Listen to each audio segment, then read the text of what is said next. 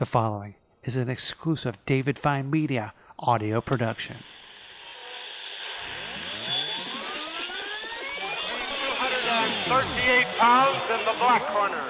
From St. Louis, Here comes Mr. Pro. Andre the Giant. Gonna get his legs in on the bruiser. Hulk Hogan. Number one, the greatest WWE champion of all time, and in many ways, the man who made the title what it is today, Bruno Sammartino. his opponent weighing 236 pounds in the white corner. From Van Nuys, California.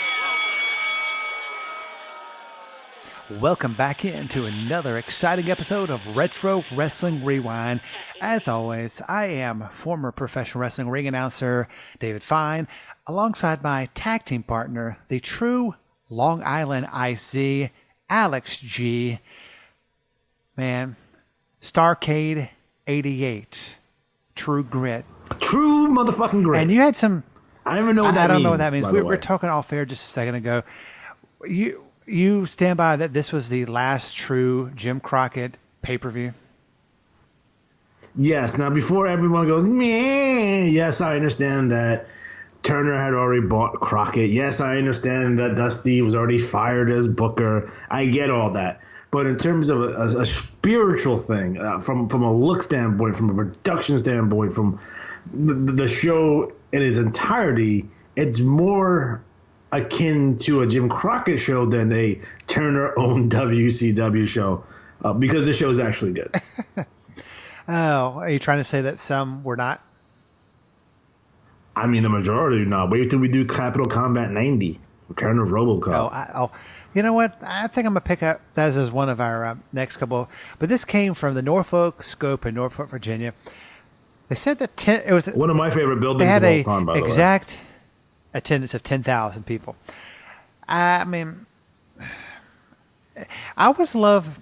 There's one pay-per-view we were watching. I don't know which one it was, but the hard camera that was shooting towards the ring, of course, was shooting the crowd, and you could see that there was no one in the arena. I mean, no one on hard camera. There's a couple people, but then halfway through the event, a lot of people either moved down or people actually Like WWE shows, they fix that shit. yeah, they Like it always there could be no one in the fucking building and the show's gonna look yeah. good. I mean, I'll give it to WWE. They do run really long shows, which of course they're known for. And WrestleMania 35 was the granddaddy of 9-hour shows. But they could have 10 people in the crowd and they would make it look like the whole thing was sold out. I mean, they would sweeten the sound. They would make people. They work their magic. I mean, that's why for right now they're the number one wrestling company until AEW takes over. But that's Whoa, take it easy there, champ. well, I mean, I'm just saying. Take it easy I'm there, just saying. champ. I'm making a prediction that AEW is going to be it's going to be big. What's your? Can we at least let's temper our expectations here a little bit? Can they at least be better than Impact? Let's start there. They put on a better show than Impact, please. Well, okay, so to start off, they're on fucking TNT. Okay, they're going to start on TNT. Yeah, and what the fuck? What the fuck has TNT been for the last 20 years? Impact Reruns of Bones. That's fucking awesome. and NCIS and Law and Order, but Impact. I mean, they went from this one channel to Pop, which used to be the TV. They're not even on. They're not even on. Like, yeah, they're real on TV some kind anymore. of like one of those channels that you get but you don't get. You know what I mean? And they were on the Pop channel, which used to be the TV Guide channel. You know, scrolling things where it's like, damn it, I missed that channel. What's on? I have to wait all the way through the scroll. They would probably actually get more views if they were on YouTube or something. Yeah, probably. But kind of on a serious note, and it's kind of get out of it. The past couple of days, it's got under my skin. The only reason I say this is because in the main event of the main event of the show has actually no, not the main. Actually, yeah. It's the fucking main event. Okay. That had a dark match battle. I don't understand. The The main event had the Nature Boy Ric Flair, who of course was at WrestleCon. Super nice dude. Saw him on the plane going back to Atlanta. He's in the hospital, but it's for a planned procedure. But what is your honest opinion? And you can I mean, tabloid media is going to do what tabloid media does. Now, if you look at something like TMZ, I mean, they're not any better than a National Enquirer or the Sun, or you got to take that for a grain of salt. But since it is wrestling, and then we get these death notices almost on a monthly basis, you stand up and you pay attention. Of course, you're going to click on it, you're going to see what's going on, but take it with a grain of salt, because we had Ashley Mazzaro just passed away too. And they had that story as well. So it's like, it always makes you nervous, especially, Rick's health condition over the last couple of years. Is it tasteless on TMZ's part? Very much so. But that's what they do. Yeah, I mean, and they need to be careful, because they can go the way of the dodo, much like Gawker. They run into Hulk Hogan. Yeah. And then if there's some Twitter account that's, it's mocked up to be, it look like the WWE website. It's like the unofficial. It's bullshit. They have all these posts that say like Hulk Hogan's dead, anyway, and they say Ric Flair passed at the age of 70. I mean, I clicked on it. I looked. I was like, I believed it for a second, but then I went to reputable source. Well, no, what it is. I mean, you have these people out there that are just pieces of shit, and people need to understand that. There's a lot of people who are just pieces of shit. I mean, and I was listening to my favorite wrestling show on the terrestrial, satellite side. Busted Open. It had Bully Ray and Mark Henry and Dave. They won't let me on Dave their LaGreca. show. That they're scared of me. I mean, I just became friend. Bully Ray lives down the street from me. He doesn't even come out of my. Doesn't even come out of his house. Why won't they let you on the show? Do you think you're gonna say something controversial? Probably that, or I'm too handsome. I don't it's know. Radio. It's radio. I'll ask him. I'll ask the great Dave LaGreca. But anyway, they said that Mark Henry was like, dude, social media can be a great thing. It can promote a product. It can promote a wrestler. But then it can do the shit like they did on that Ric Flair died. And there are a lot of people that'll believe that.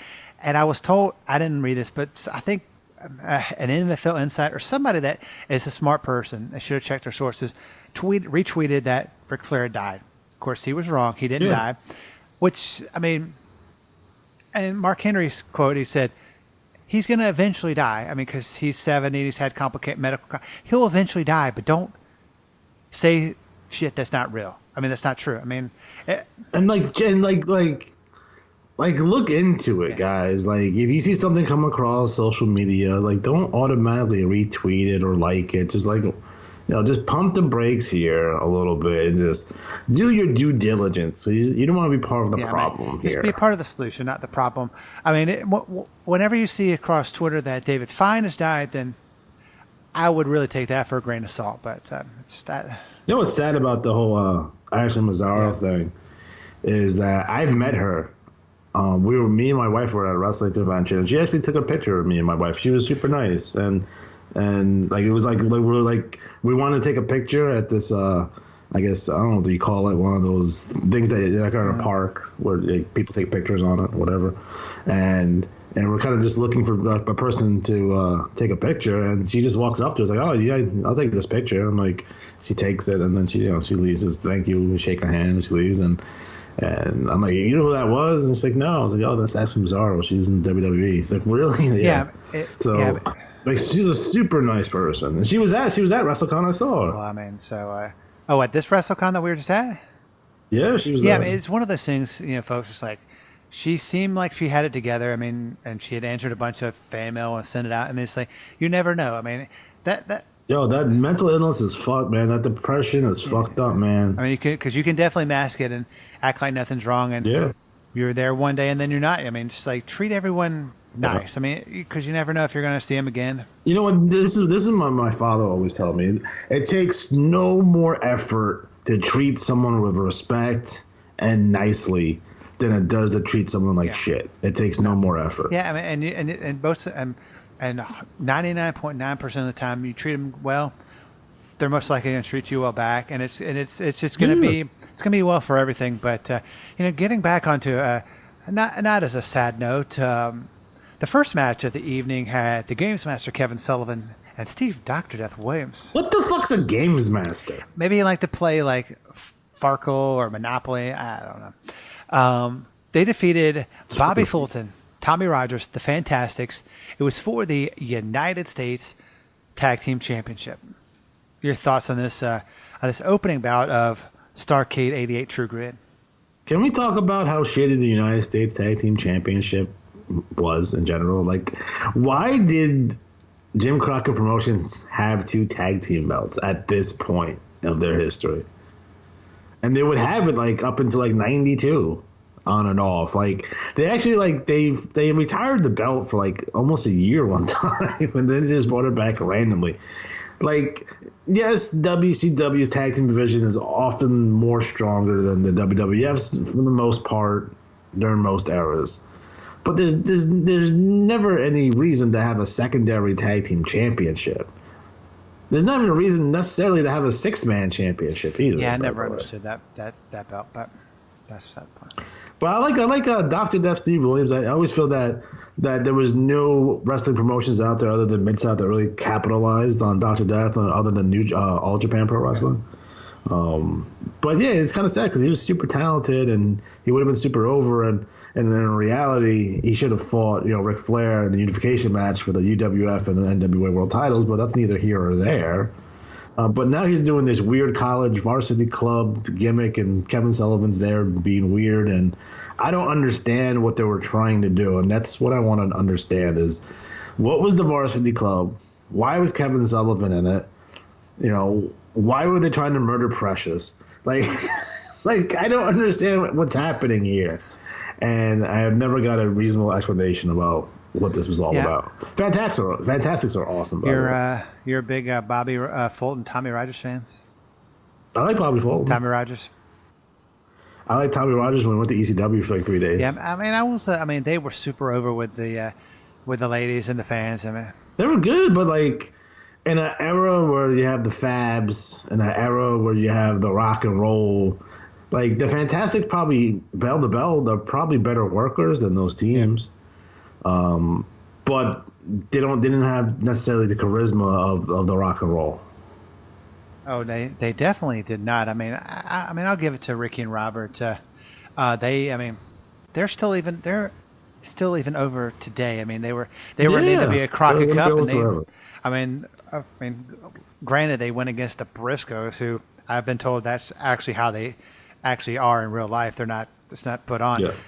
They're still over. I mean, it's just they're probably my favorite tag team. They can still go. I mean, they're like 100, but they still get booked. Yeah. And Ricky Morton has a podcast. It's called School of Morton. It's actually pretty good. So yeah, I mean, everybody seems to. You think they should give Ricky the world belt? Nah. Instead of Garvin? Nah. That's the $1 million question. I mean, who would you have given it to? I mean, do you think Ricky could have carried it? Smart money. He probably should have been win them. Yeah, but I mean, at that point, we all love Ronnie Garvin, and Ronnie Garvin was over in the core territory, not anywhere else. Especially in an era where you're looking to expand, I don't think Ronnie Garvin's your guy. Yeah, I mean. But if you want to draw money in the Carolinas, in Atlanta, yeah, Ronnie's your guy. But if you're trying to go into like Louisiana, you're trying to go into Texas, you're trying to go into the Midwest, Ronnie's not your guy for that. Yeah, I remember seeing Ronnie at WrestleCon. I mean, he kind of looks the same, a little older, but yeah, I think it would have been a more popular decision to give it to Ricky Morton. The fans would have, I think, liked it more, but. Or do you think because of the short run of that belt, of that title run, do you think, he would have ended up like Tommy Rich? Because I think that title run hurt Tommy Rich. Yeah, I mean, somebody say something about Fired Up, and then of course his most famous character was when he's in the Full Blooded Italian. So he was from Nashville, Italy, or something like that. So. Do you remember the promotion where Tommy Rich was a heel, and his manager was his real life drug dealer? Do you know what promotion that was? It's probably your neck of woods too. No, I'm sorry, I don't know. I don't know. Ah, I don't know you what you speak of. I don't. Yeah, I don't know. I'll have to look into that. So, but I mean, this is a good opening match. I mean, it's like you said. It's perfectly acceptable wrestling. Like I still don't understand about the Taskmaster and the Varsity Club. The Games Master. Well, he was I'm not even sure what a Taskmaster. I mean, I know what a Taskmaster is supposed to be. I don't see Kevin Sullivan being a Taskmaster. Yeah, I mean, what were your? I mean, I was watching some. I think it was Georgia. No, it was sorry, not Georgia. It was Memphis. Was it one of those promotions? I think it was maybe Memphis. I got into that YouTube hole at work on my break, maybe. A young Kevin Sullivan. Was it? Did he wrestle in Memphis, or was it that George? He did. No, he wrestled. Kevin Sullivan wrestled everywhere. When he was in Memphis, he was in the First Family with Jimmy Hart as a heel. I mean, it's. In Georgia, like his first one in Georgia, he was a tag team with Tony Atlas. Tony Atlas, good dude. But speaking of good dudes, the whole dark side of the ring stuff that we've been watching is narrated by the great Dutch Mantel. So it's the guy, like you said, the guy can talk your ear off. So it's. He will. And he will. But yeah, I just wanted to say thank you for turning me on to Memphis Wrestling. It's actually. Did you not watch it before? I did, but I didn't watch it I didn't have a lot of shows like that were like. I love when you can find online or YouTube or wherever where it has each week. So it's like goes from this to that. I find that a lot about that, and for Georgia Championship Wrestling and Championship Wrestling from Florida. But Memphis, you gave me a lot of stuff. I thought it was great. I mean, other than Chick Donovan, I'm not a big fan. I mean, no one likes Chick Donovan. I mean, anything that has to do with the First Family, anything that Lawler's great, Dutch is great, Bill Dundee's fantastic. We all know that. But then they throw in like really cool like little things, like when like Flair shows up for no reason. Yeah, technically Memphis was a part of the NWA at the time. They were part of the AWA. It's weird, but Flair, like the whole TV show is built around like Flair and his confrontation with Jerry Lawler.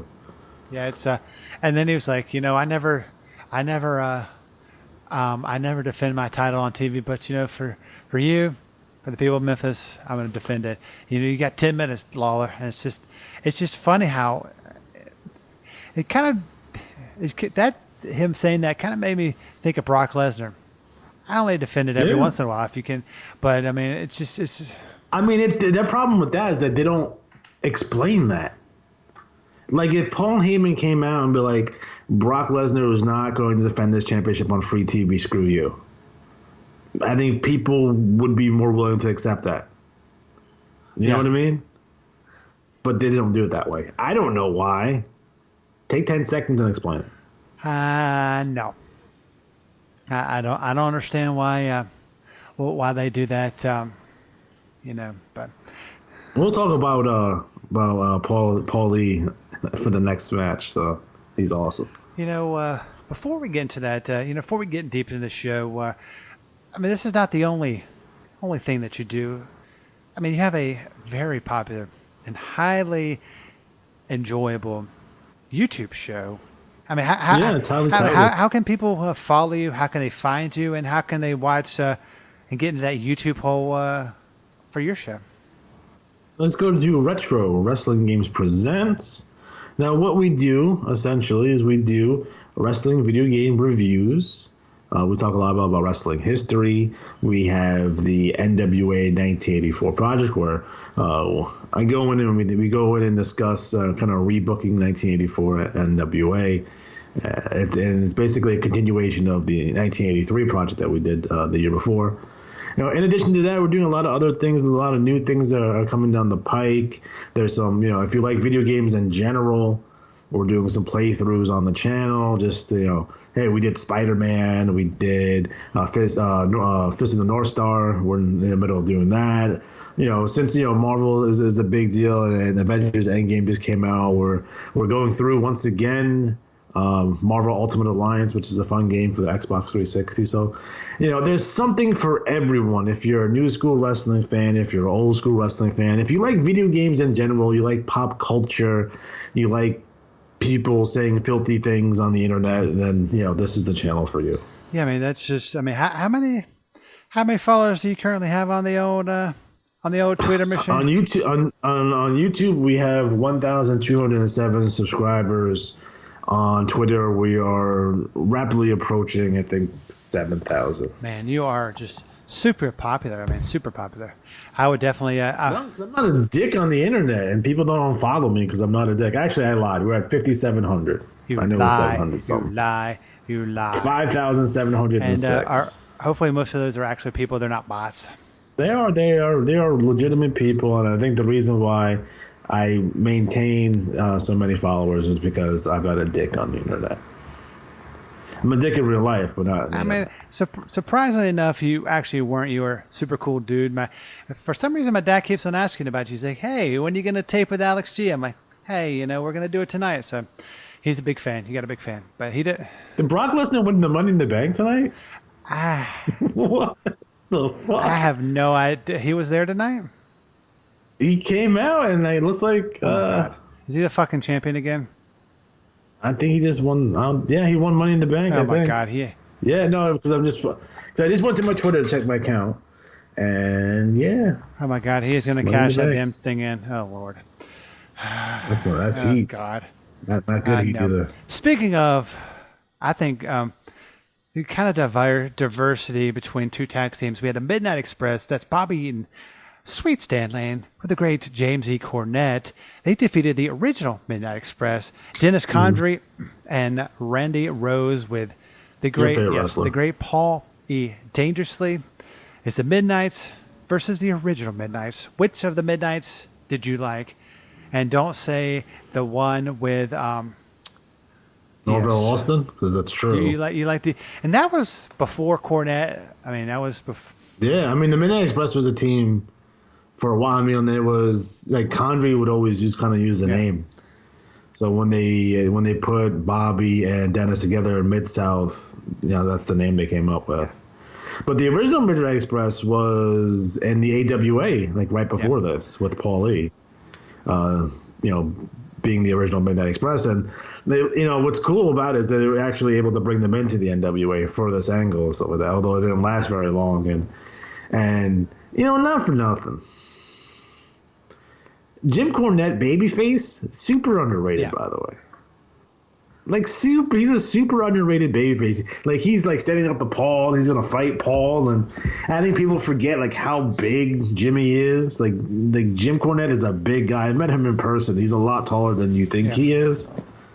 And like it looks like if you take a look at him, it's like I think Jimmy can take Paul Lee. Yeah, I mean, I met him one time up at a show I did in Rome, Georgia. Like I've said this before, said I was the smartest man in Rome, Georgia. So he must be pretty smart guy. But the Midnights are over, man. As baby faces too. So, I mean, Bobby. I'm just not a big heel Bobby Eaton fan because he didn't talk very much. So he didn't talk at all. He did once. I think it was. I'm not sure who attacked him, but he get. Not for nothing. I liked him in the Blue Bloods, by the way. Yeah. But are you a fan of Stan Lane? Do you know who his father-in-law is? Right. Yeah, Bill Dundee. Yeah. Yes, I know that. Who actually is going to be on the show the next couple weeks. Bobby Eaton's real name is Robert Lee Eaton, which is hilarious to me. Yeah, I know. It's are you a fan of Sweet Stan Lane? I love Stan Lane. If you've seen pictures of Stan Lane recently, he has not aged a bit. Yeah. I think he has another run. I'm sorry, he did what? I think he has another run left. Yeah, I mean he's he could. Dennis Condrey, you a big fan of his? I like him in the ring. He was rude. I mean, I never really hear him talk all that often. I'm sure he's good enough, but even the non-midnight stuff that he did and the other tag teams that he was in and stuff like that, and then what I've watched, like, he's fucking awesome, dude. And I know I don't know about Randy Rose though. you're not a Dennis Condrey is fucking fantastic. you're not a fan of Randy Rose. I don't think there's fans of Randy Rose that exist. I mean, it's, anyway, I'll leave that at that. What were your thoughts? You know what he looked like? He looked like Gigolo Jimmy Del Rey's older brother.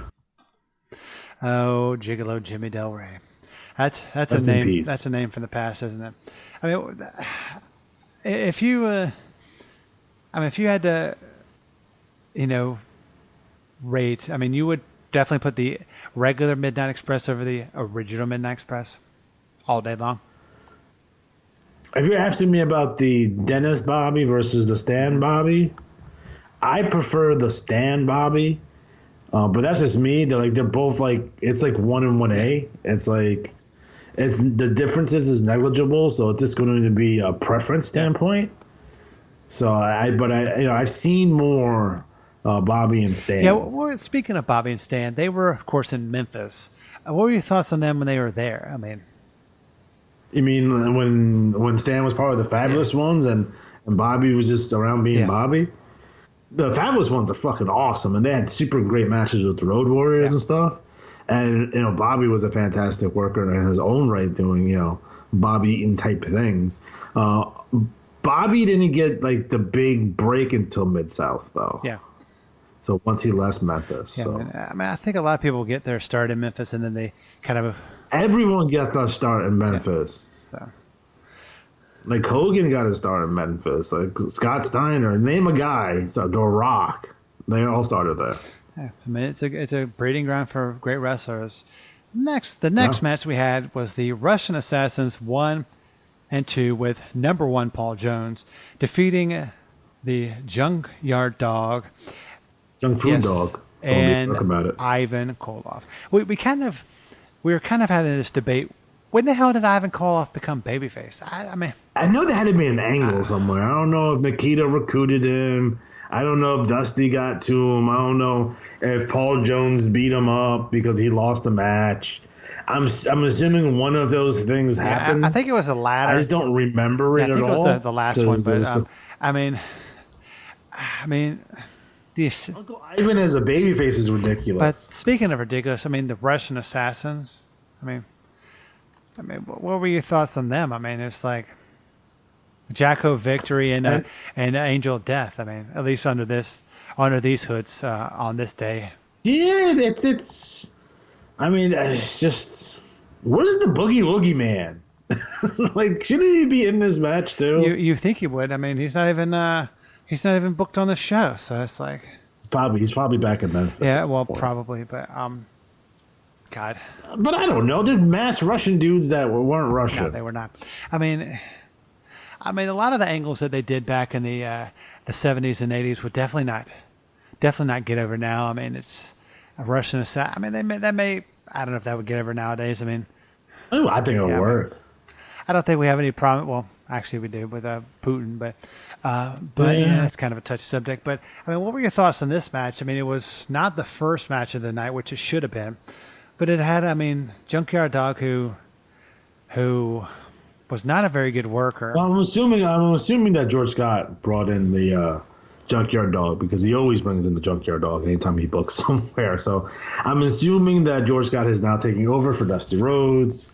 I know that Jim Crockett was the interim booker in between that, those two time frames. So, nothing. JYD, big star. He's coming off that WWF run. You did some stuff with him every once in a while. I can see bringing him in as an attraction, as maybe a replacement for the Boogie Woogie Man. And, kind of do that type of, lower mid-card. He can still draw in Louisiana type shit. Yeah. I mean, it was... He gets a clash, right? He gets a clash match with Flair, though, out of it. Yeah, God, Flair hated that. Flair's not a fan of... No, he did not like wrestling the Junkyard Dog. You think it's because he had to carry him, or he just was a terrible wrestler?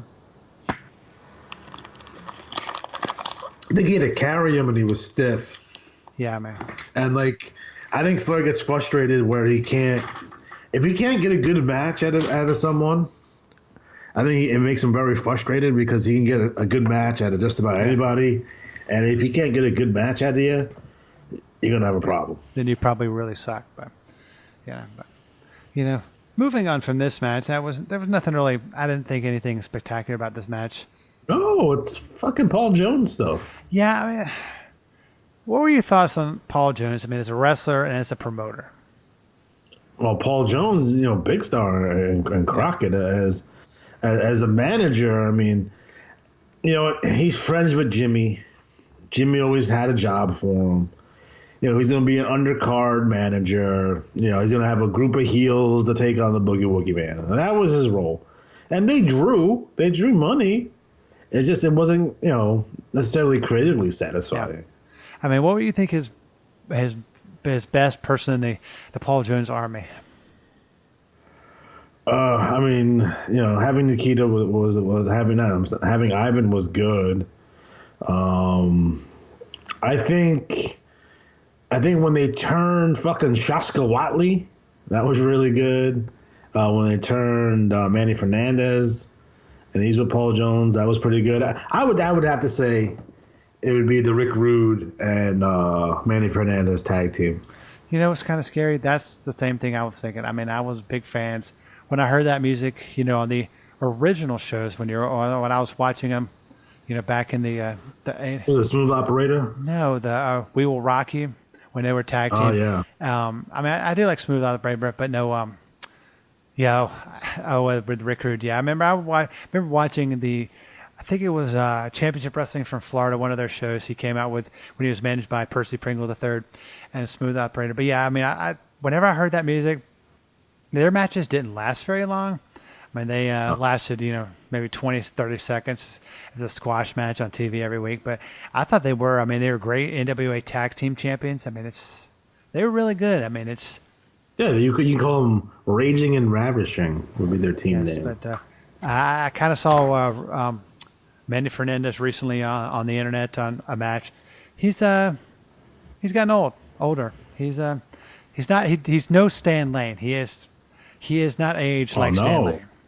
I mean, yeah, not at all. He has not aged well. But speaking of things the guys who look different, I looked up a picture of Rick Steiner because, of course, like I've always told you that he is one of the commissioners, the school board for Cherokee County in Georgia, which is north of Atlanta, where I live in the county.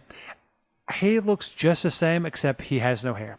He has this like goofy look on his face. I mean, but that folks just know that if you live in Cherokee County and Georgia and you're listening to us, your son or daughter's education is being driven by Scott Steiner or Scott Reichensteiner.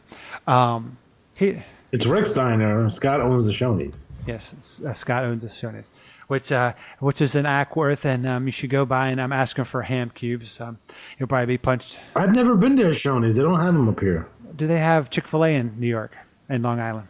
In New York City, of course, they have everything in New York City, and it's about 5 times the price. But that's beside the point.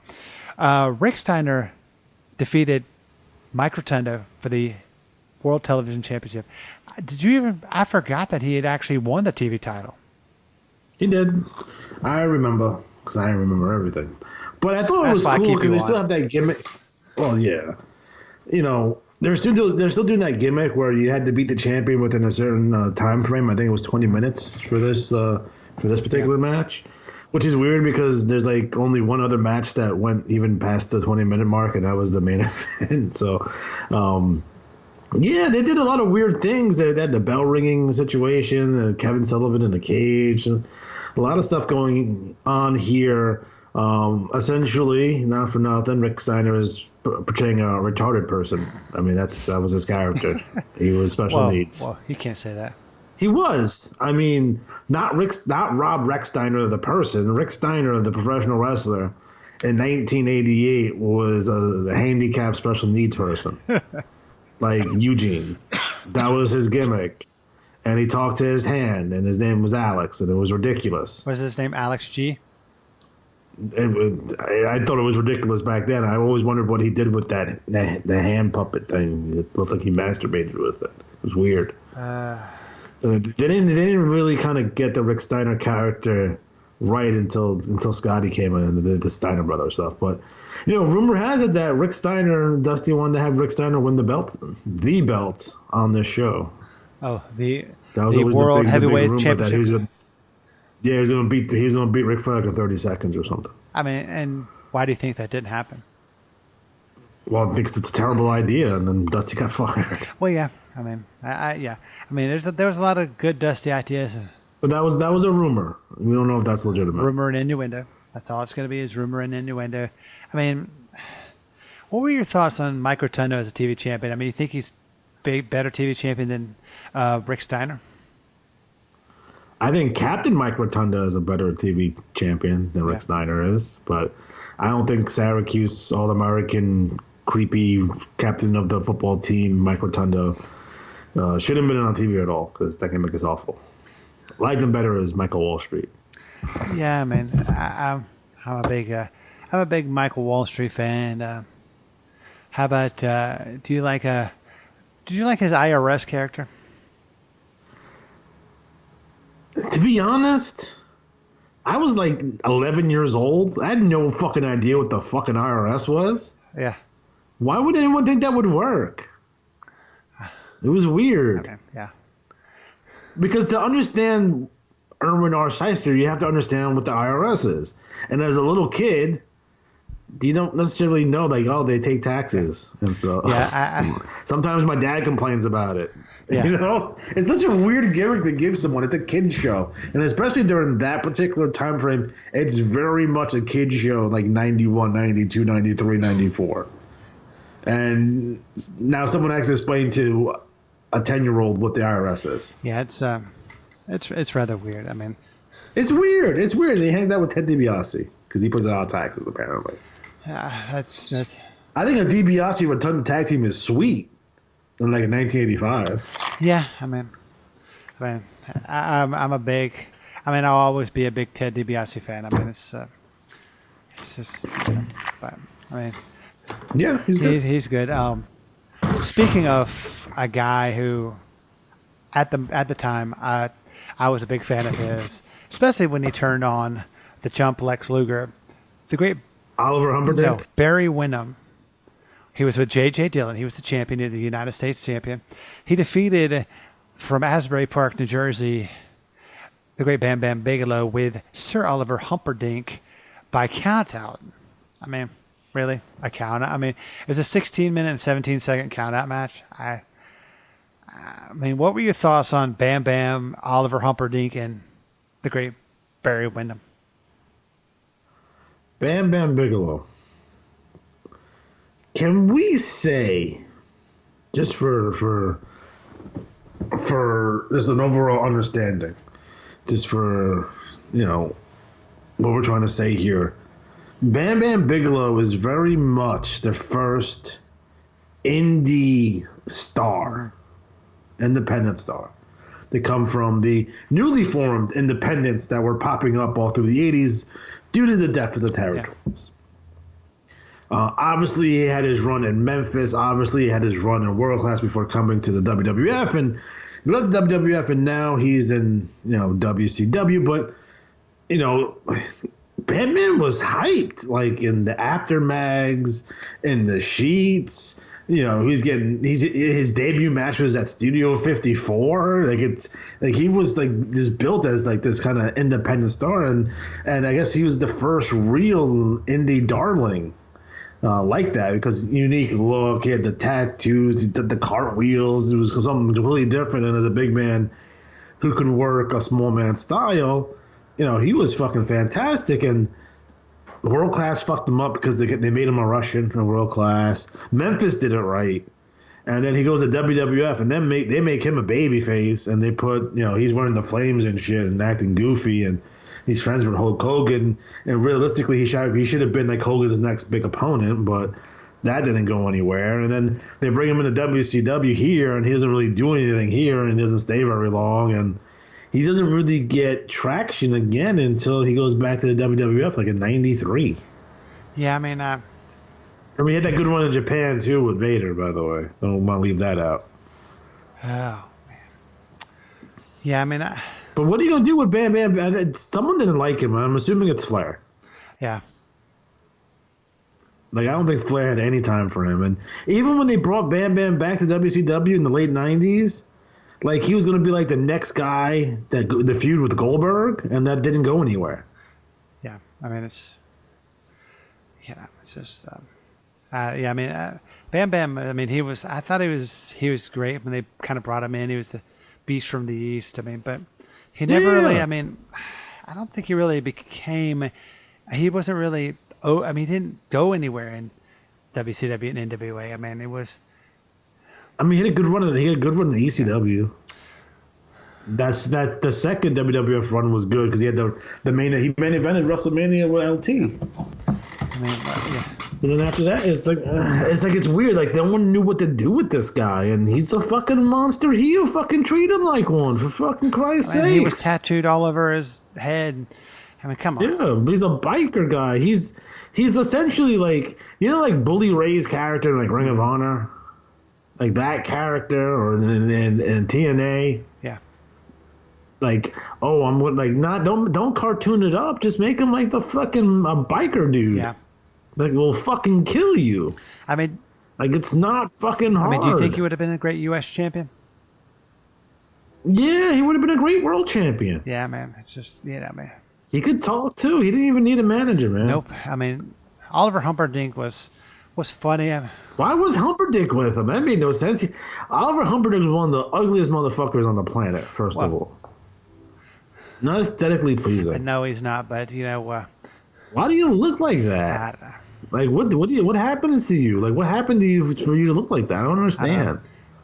I mean, kind of on a side note, to get away from the show for a second, I guess the WWE really doesn't want anybody to watch their SmackDown show anymore because they made Bayley the SmackDown Women's Champion tonight.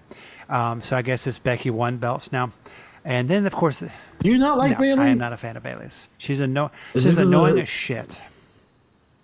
Okay. Just saying. I mean... It's because her character has special needs also? Yes, and it hits close to home because, I'm special needs. And then, of course, the end of the show with fucking Brock Lesnar, like you said, went into Money in the Bank ladder match. That really, I'm sure, really made people... I guess maybe we'll see him more because he has probably not. But, moving on to a show that doesn't depress me, we had Sting, Dusty Rhodes, defeated the Road Warriors, Paul Ellering by disqualification. It's for the tag match. What? Yes, the tag titles. It was for the tag titles. It's like, I mean, what were your thoughts on Sting back then? And the Road Warriors, they were still good, but Sting, I mean, he wasn't my favorite, character. I mean, I'm more of a early 80s Sting fan. So, your thoughts? It was weird what they pushed Sting just not to push him anymore. It was really weird what they did with him. Like, obviously he has that match with Flair at the Clash, and you think they're going to go with Sting, and they're going to propel Sting up the ranks here, and we got to wait for Ice Train to come through. Choo choo. Oh, Ice Train. Does Ice Train... Does Ice Train know that we tape... God, he is such a jackass, so... But yeah, like they push Sting a little bit, and then they bring him back down the card for no reason. They push him a little bit, and then they bring him down the card for a little bit, and then I'm not sure what they thought they were doing, or it's like they didn't know what to do with Sting, because he comes off that match with Flair. Now he's teaming with Dusty, and that's like top babyface shit. And then '89, he's like fucking having opening matches with fucking Butch Reed and the Iron Sheik. Like, what is happening? Yeah, I don't know. I mean... And then Dusty does the angle, which, the spike in the eye that gets TBS all fucking pissed off at him. They fucking fire him as Booker, but obviously he's still in the contract as a wrestler. That's why he's wrestling here. And Dusty would stay until the middle of January 1989. We started seeing Dustin on these shows. Yeah. I mean, and of course, speaking of Dustin, he's going to be going up against Cody at Double or Nothing. Actually, this Sunday, actually in 2 days' time, because you'll be listening to this on today's Friday. Did anyone figure out how we can watch this? You can't get it on your because I guess it's not a Ring of Honor show, so it's not going to be. No. You can go watch it on the Fight TV app. I mean, that's. You can, yeah? It's streaming on BR Sports, on the Bleacher Report. What the fuck is BR? Bleacher Report. Another breaking news. I thought the NWA had a lot of titles when they gobbled up all the territories, but according to the old internet, Mick Foley will announce a WWE's newest title tomorrow night on Raw. Do they need another goddamn championship? I mean, do you? Wait. Say it again. Mick Foley announces new WWE title tomorrow night on Raw. They're introducing. All right, hold on a second. Let's not bury the lead here. So Mick Foley is introducing a new title. Okay. Tomorrow. Now Mick Foley is not a authority figure in any stretch of imagination at this point, right? He's not the commissioner of Raw or SmackDown or NXT or NXT UK or 205. Nope. So realistically, everyone's going to just assume at this point that they are bringing back the Hardcore Championship, right? Yeah, which they should. And hear me out. Hardcore Championship should be able to be defended anywhere. I think since they have the capability, they should wrestle anywhere. And when they start their match, they should send everybody alerts on their devices or whatever. Say, hey, turn to the network. And they can watch it live. I'm just saying that would be awesome. So. Not for nothing. Just follow him around 24 hours a day. They should. I think it's going to be the Hardcore Championship since he was a Hardcore champion. I would have to, right? Well, guess we'll have to. But you don't watch Raw, so you have to watch. You have to really. No, because it gives me the shits. That's why I don't watch Raw, and I end up in the fucking bathroom for 2.5 hours. Huh? You really? I watch Raw like any fucking normal person watches Raw over Twitter. Yeah, but I think it's better to watch it over Twitter. So, but like you say, not for nothing. We finally made it to the. Actually, no. I'm going to go back to this. The Dusty Rhodes spike to the eye angle. I mean, your thoughts on that? I mean, do you think that's a good angle? I mean, or you just think it was just a weird angle? It's fucking dark, man. That's stabbing someone in the eye with a spike is a heavy fucking deal. But the problem is, it's 1988. Why is Dusty #1 still on TV? And why is he at the top of the card? Actually, is at the bottom of the card? Dusty shouldn't be anywhere near a main event. Oh man, after Starrcade '86, no. He should, in the day, and in this time frame, there was no necessarily a ton of commissioners or authority figures on TV, right? There just weren't. No, you had your Jack Tunney, and then you had Jim Crockett, and whatever. You didn't have. But at this point, to be completely honest, Dusty Rhodes should probably have been like the commissioner of like the NWA or the chairman of the NWA board at this point. So you can still have him on TV and he can still be in the mix, but he's nowhere near fucking wrestling. No. But I mean, that's what happens when you have influence in the business. I mean, when you're the booker and you want to book yourself on top still, yeah. I mean, people are going to argue with you, but they're not going to argue with you because if you do, they do, then. And Dusty Rhodes, for the majority of his run while he was Booker, booked himself on top, but he deserved to be in that spot. But we're talking 1988 going into 1989, and it's like, come on, guys, let's get serious here for a minute. Like, what are we doing? And now going to the main event, Ric Flair, the current NWA World Heavyweight Champion, with J.J. Dillon taking on. I think this is JJ's last appearance. The total package, Lex Luger. He won. That match, 30 minutes, 59 seconds. Fucking kills Luger, fucking dead. Yeah, I mean, that was the longest match of the evening. Of course, it should be because it's for the title. I mean, here's the thing. Lex Luger should have beat Ric Flair at the Bash. Bash 88 was the time to do it. At the latest, he should have won it here. But you just killed Lex Luger. Lex Luger has never defeated Ric Flair for the World Heavyweight Championship ever. Yeah. This is the reality of the situation. And it hurt Lex. Lex couldn't win the big one. And then he goes to WWF and can't win the big one again.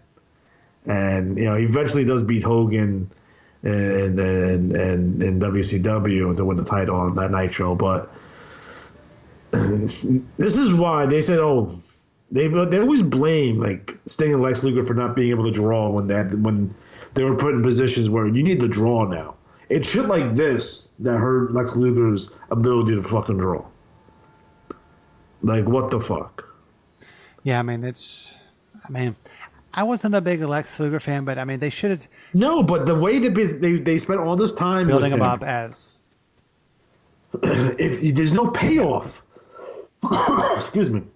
You do the Barry stuff. You do he exits the Horseman, and then Barry do the turn, and you go through this whole fucking shit for him to lose that Starrcade '88. Like, whether you like Lex Luger, you don't like Lex Luger, take Lex Luger out of the equation here and put random wrestler A with that build. And if you don't do the switch, he's dead. And that's exactly what happened. Yeah, he never really, He recovered. He won the world title from Barry Windham in '91. We get all that. We understand that. Great U.S. champion, big star, top guy. Yeah.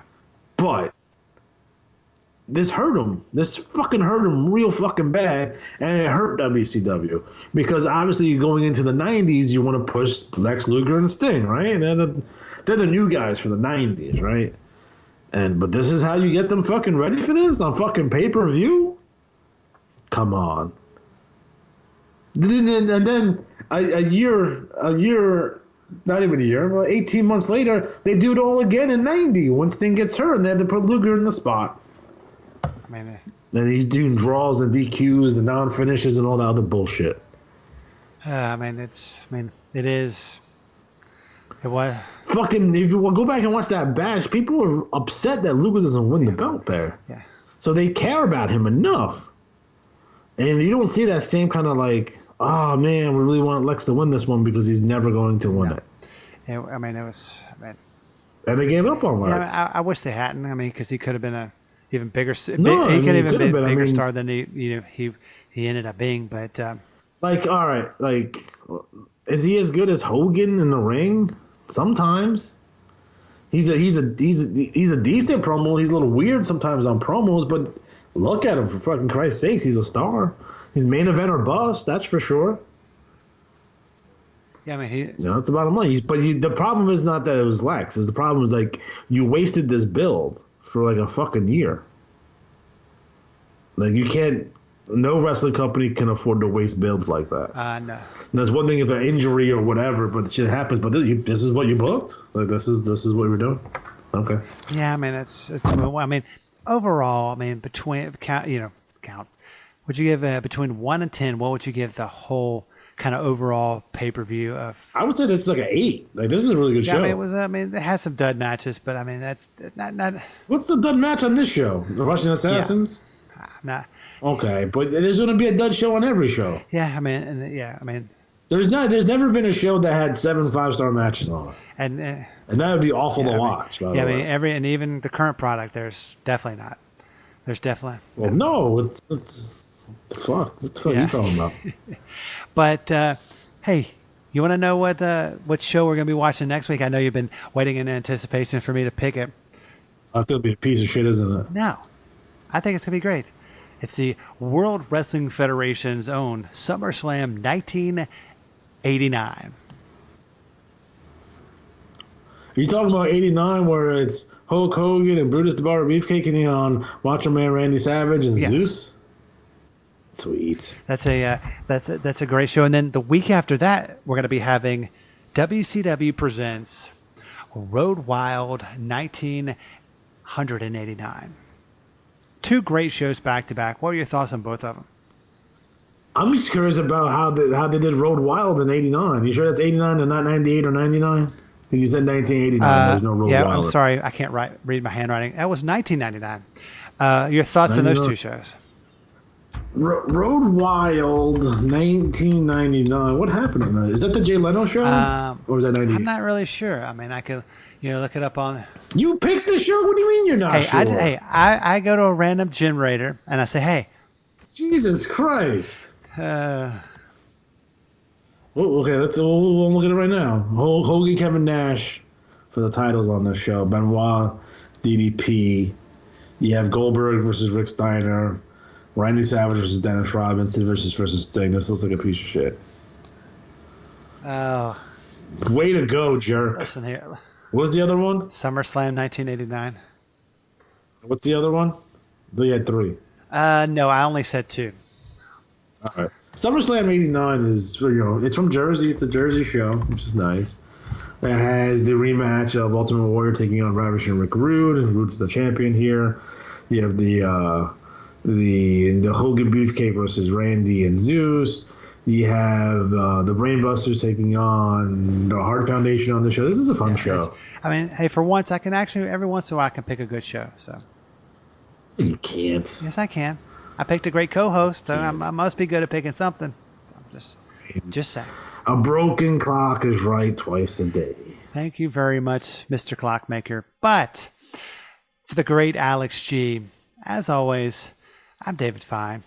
We'll see you back here next week when we cover WWF's SummerSlam 1989. We'll talk to you in the past.